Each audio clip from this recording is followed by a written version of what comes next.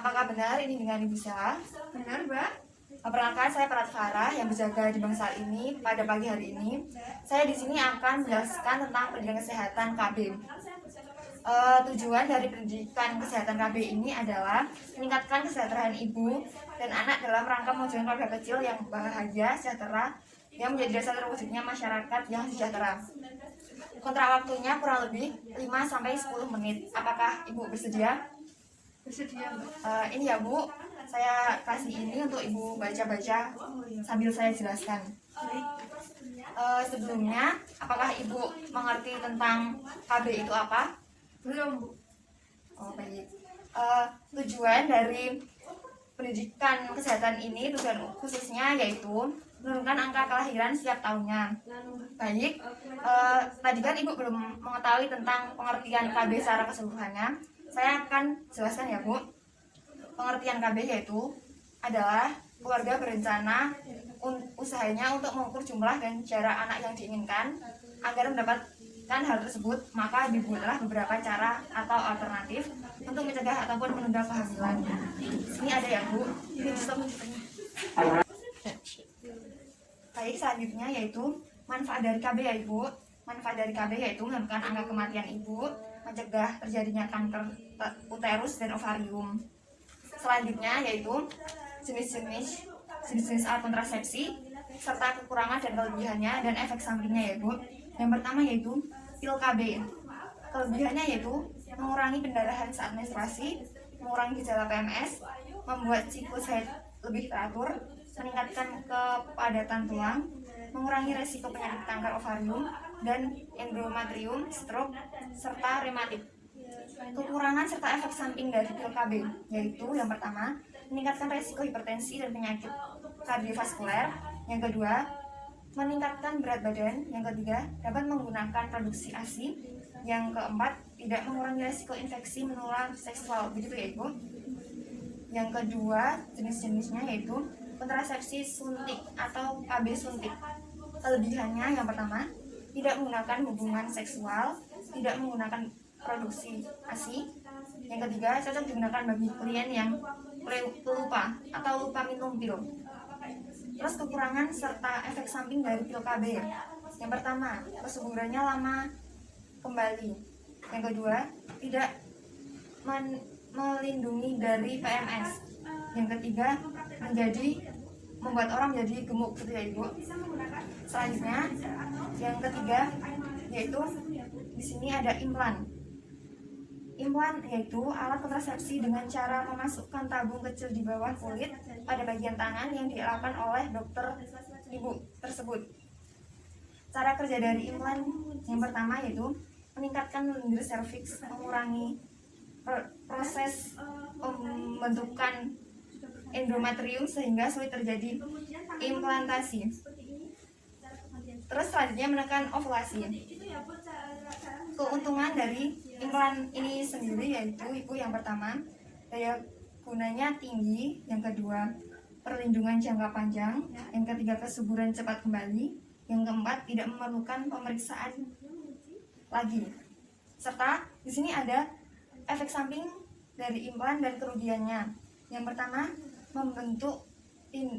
membutuhkan tindakan insisi. Yang kedua, tidak melindungi dari PMS. Dan yang terakhir, tidak dapat menghentikan pemakaian sendiri. Itu ya Ibu. Yang keempat, di sini ada alat kontrasepsi dalam rahim atau IUD. Pengertiannya sendiri adalah teknik kontrasepsi ini adalah dengan cara memasukkan alat yang terbuat dari tembaga ke dalam rahim ya Ibu. Cara kerjanya yaitu yang pertama di sini ada menimbulkan reaksi keradangan lokal dalam endometrium kavum uteris sehingga menghambat terjadinya penempelan sel telur yang telah dibuahi ke dinding rahim. Yang kedua yaitu di sini ada IUD digunakan juga menghambat mobilitas tubuh sehingga memaksa sperma berenang atau melawan arus gitu ya Ibu. Selanjutnya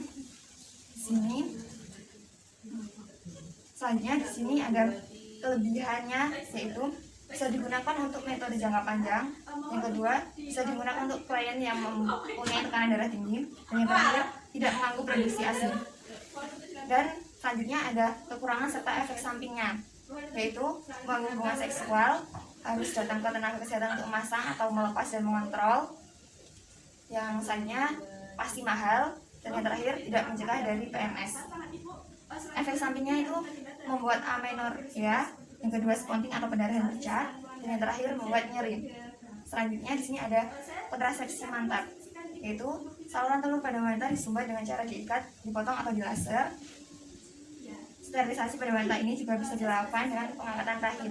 Secara kontrasepsi ini bersifat permanen. Sedangkan pada kaum pria, sterilisasi dilakukan dengan cara memotong saluran sperma gitu ya ibu. Selanjutnya kelebihannya yaitu sangat efektif dan bersifat permanen gitu ya ibu. Kekurangan serta efek sampingnya yaitu membuat perubahan fungsi seksual dilakukan dengan cara pembedahan atau bius lokal. Yang terakhir harus dilakukan oleh dokter terlatih gitu ya ibu. Dan selanjutnya itu ada alat kontrasepsi alami atau kalender. Metode ini menggunakan perhitungan masa subur wanita dan menghindari perhubungan seks pada masa subur tersebut gitu ya bu. Dan kelebihan dari kontrasepsi alami ini yaitu murah, tidak menggunakan alat atau hormon gitu ya bu. Kekurangan atau efek sampingnya dari ini, kegagalan metode ini pada tahun pertama mencapai 20%.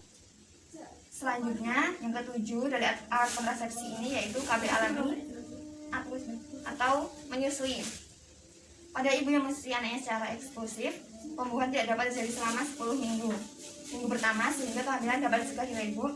Kelebihannya dari KB alami sama seperti sistem kalender yang saya sebutkan tadi ya ibu. Kekurangan serta efek samping kurang efektif. Biasanya pasangan yang menggunakan metode ini menunggu haid pertama setelah melahirkan untuk berhenti berhubungan seks. Selanjutnya, padahal masa pembuahan terjadi sebelum adanya menstruasi. Gitu ya ibu. Apakah ada yang ingin ditanyakan ibu? Ada mbak. Ya, silakan. Terus kapan ya harus stabil? Oh baik, saya jawab ya ibu. Kapan harus KB gitu ya pertanyaannya? Yaitu jawabannya 6 minggu setelah melahirkan dalam 7 hari saat haid setiap saat jika tidak hamil gitu ya ibu. Baik mbak, terima kasih. Apakah sudah jelas? Ada yang ditanyakan lagi? Jelas mbak? Belum. Baik, kalau begitu evaluasi dari pendidikan kesehatan ini yaitu pengertian tentang KB keluarga berencana adalah untuk mengukur jumlah dan jarak anak yang diinginkan gitu ya ibu. Setelah dilakukan pendidikan kesehatan ini, apakah ibu sudah mengerti tentang KB dan alat kontrasepsinya? Alhamdulillah sudah.